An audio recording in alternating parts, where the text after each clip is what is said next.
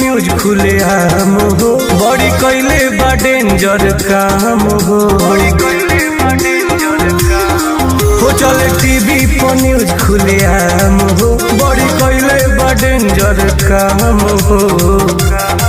आके हुता की ना घुमाय अब झाड़ के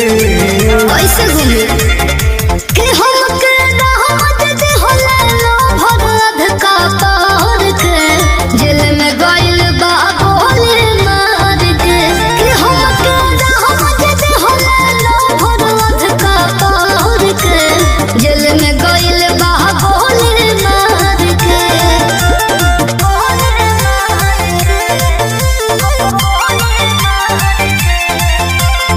music by Arya Sharma. Area में हलचल मचल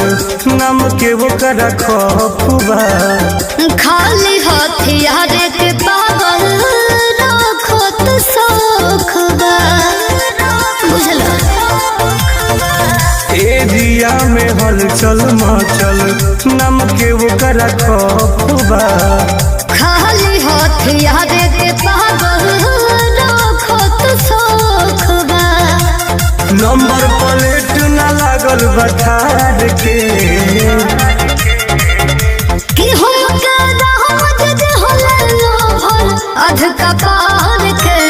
जेल में गइल बा गोली मार के कि हम के दावत दे होला लो भर अध कपार के जेल में गइल बा गोली मार के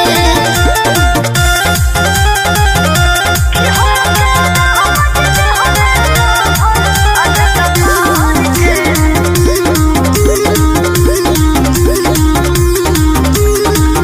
ओके समझावना तो हो जाई फांसी बचपन से करे मनु टुन टुन बदमाशी बुझला। ओके समझावना तो हो जाई फांसी बचपन से करे मनु टुन टुन बदमाशी काहे बात न मानी अपन प्यार के